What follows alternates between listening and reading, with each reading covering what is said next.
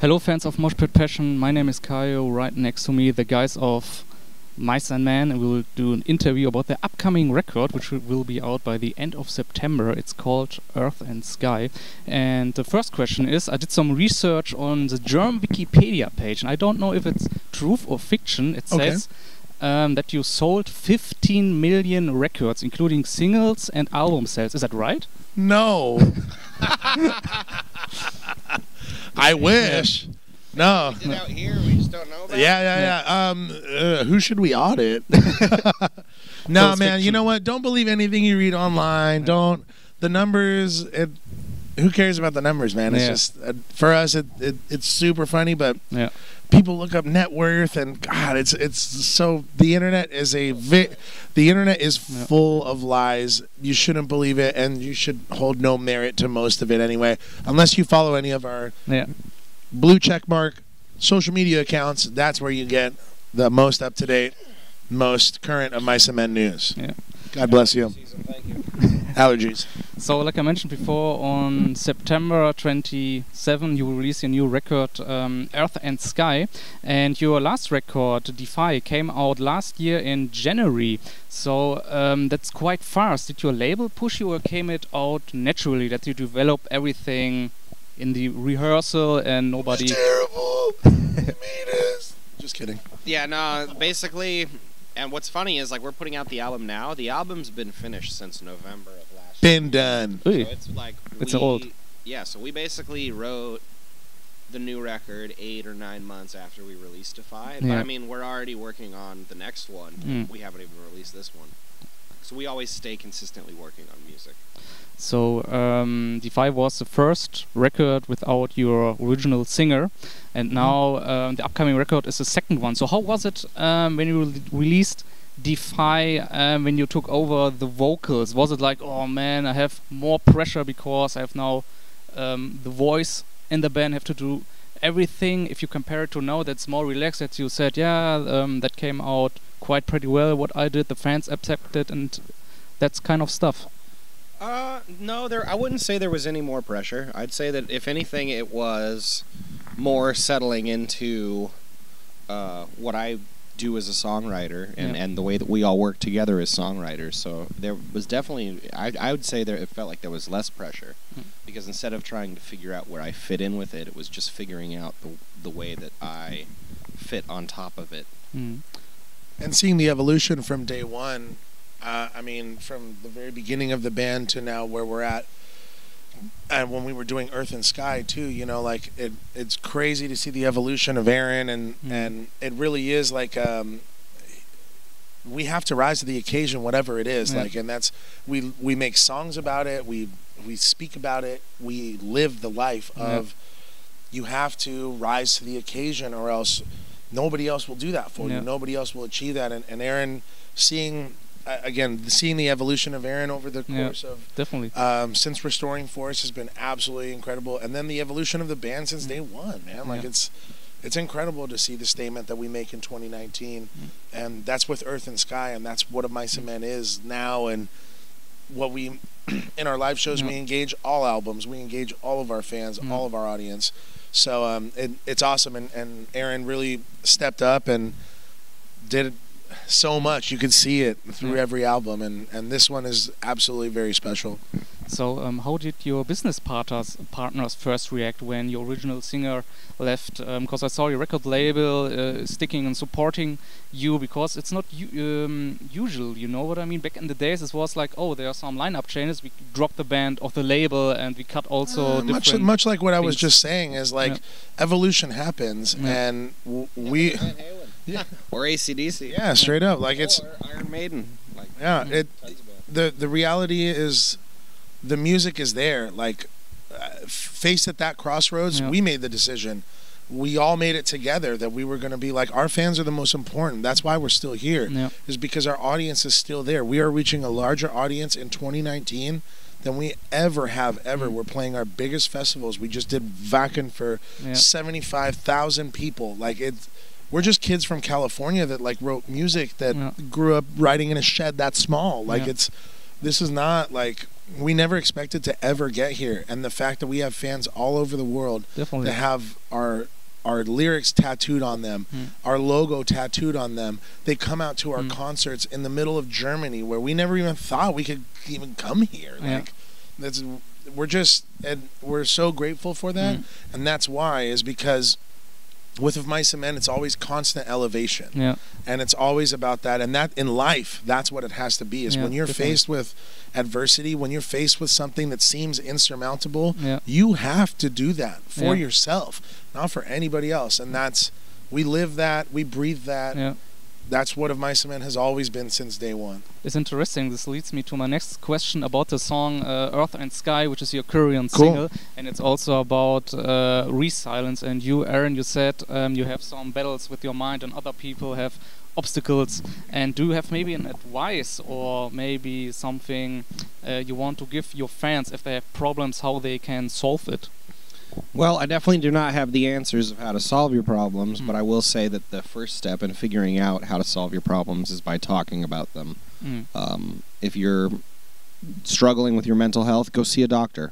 There are people that are trained to deal with that, you know, and there are people that are trained to give you the help that you need. And I think the more people can talk about it, then the less ostracized they will feel, and just the better society will be because of it. So besides that your singer left, what would you say from the music point of view? What was your biggest obstacle? I don't know. It's hard to say. I feel like maybe self-doubt, maybe other people's doubt, maybe.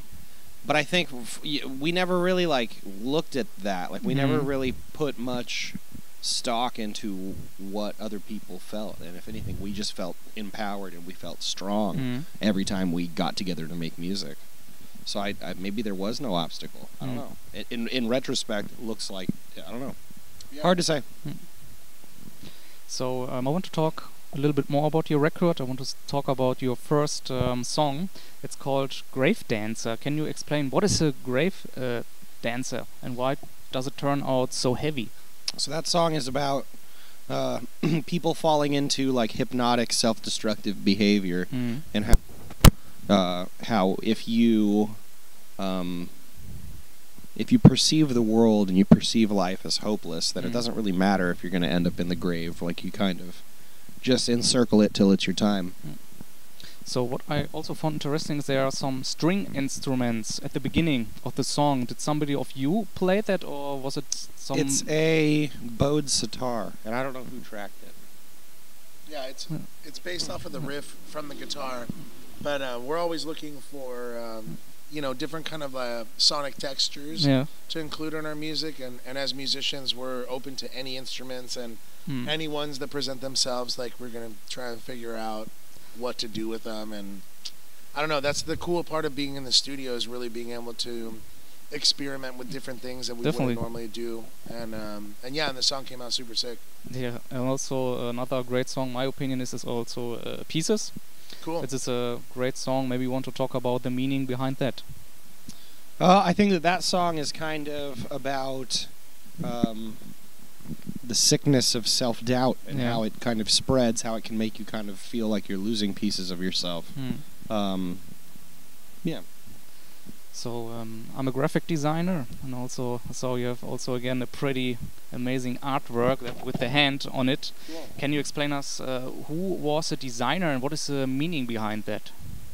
The design is actually something that me and Tino kind of came up with, and then we had a guy named Mike Cortada actually like bring that sort of vision of the hand and the elements and the way the earth and sky wraps around it and how it all kind of fits into place. Oh yeah, by the way, you will celebrate your 10th anniversary this year. Do you have maybe some plans to celebrate it with vinyl reissues or shows or something like that? Absolutely. We're releasing a new album called Earth and Sky on September 27th. So it's that is the statement of Mice and Men being a band for 10 years.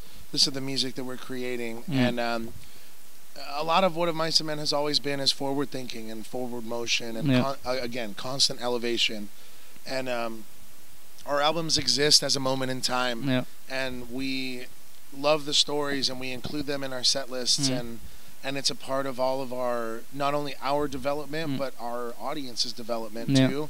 So yeah, come out to the shows, come out and hear some of your favorite songs.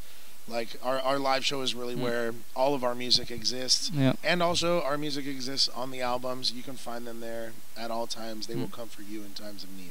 So are you an old school soldier or a new school soldier? This means go you into a record store and buy your own record, or do you stream it on Spotify? Old school.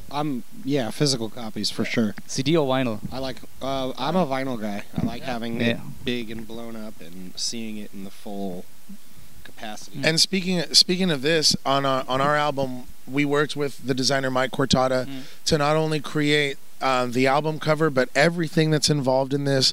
When you open this album, it's a treasure chest, and you're gonna find, it's not actually a treasure chest, but you're gonna open it. It's gonna be Pandora's box. You're gonna be able to put the pieces. That goes together with the record. Exactly, and it's visual. It's art. There's so much symbolicism.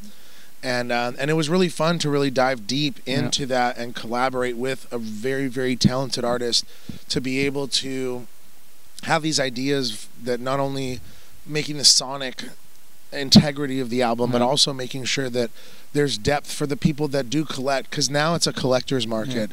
It's no longer you don't buy in order to listen. You can listen because you have a membership subscription. That's fine. Playlist us. Put us on your playlist. Share your playlist with your friends. It's a mixtape. Like it should be shared. But if you are a collector and you want to immerse yourself into our brain and what we created, buy our album, open it up, and dive right in. We've never done anything like what we've done on this album. And once it comes out, you guys are going to see. Everyone's going to be posting photos, and it's going to be crazy because it's seriously one of the coolest things that we've ever been able to really tie together as a whole album. And that kind of goes back to what I was saying about Mice and Men in 2019. We're thinking of everything. Like we're seriously, we're giving it all for our fans, for our audience, for a new audience. We want to kind of like wave our flag proud and be like, this is how we do things. It's not, if you want to stream it, that's fine, stream it, please. But if you want to immerse yourself into this and be a part of the community, you buy the album, you read it, you immerse yourself, then you come to the show. And you're there and you live and breathe what we're doing and what we do. And that's that Moshpit Passion that I'm talking about. Is like the Moshpit Passion is buying albums, it's coming to live shows, it's supporting, it's being a part of the community. This is a metal community. We're all very, very fortunate to get to have this. And this is ours. Nobody can take this from us. Not mainstream, not nobody. Like, this is our community. Be a part of it. You're the first person ever who's getting the point about Moshpit Passion. So, great guy. First, I told you, I could be the spokesperson.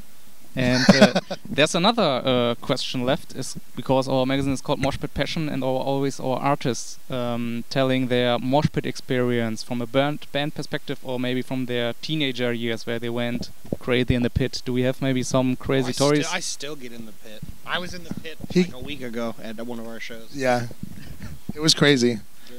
During a song, I was in the pit. No, I wouldn't recommend it if you're trying to sing. But it was fun. It's always fun. Yeah, absolutely. I mean, growing up, Mohawk, Circle Pit, mosh pits, everything. Like, that's what sold me on this music. That's that is a passion. That's different. It's not for everybody. If you don't like it, get out of here. Like, it's fine. It's not for you. It's for me. It's for you. It's for you.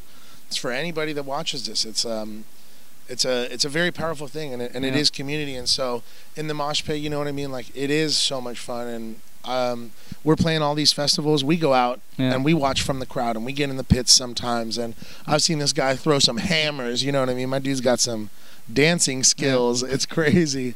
And but we all grew up with that. You know, that's what sold us on this life, was seeing mosh pits, seeing people not standing still, just arms crossed, watching a show. Like, we're so indebted to this community of all of that, because that's mosh culture. Definitely. It's a part of it. Yeah, so absolutely. It's a great words to close our interview. Thank you very much for your time. Guys, be prepared of Mice and Men. September 27, Earth and Sky will be released. Pre-order it now. Support them on social media. Yes. Pre-order that record. It's amazing. I listened to it. He's heard it. Moshpit Passion on social media, Facebook, Instagram, YouTube. Thank you very much for watching. See you next time, guys. Bye. Wash your face off. Freunde, ich hoffe, euch hat das Interview gefallen. Damit ihr keine Videos verpasst, abonniert unseren Channel. Auf unserem Kanal findet ihr noch weitere interessante Interviews mit namhaften Bands. Schaut euch auch auf unserer Facebook-Seite herum, wo wir exklusiven Content wie interessante Beiträge, Konzertfotos oder Videos uploaden. Auf unserer Webseite www.moshpitpassion.de findet ihr CD-Reviews, Konzertfotos, Konzertberichte, Interviews und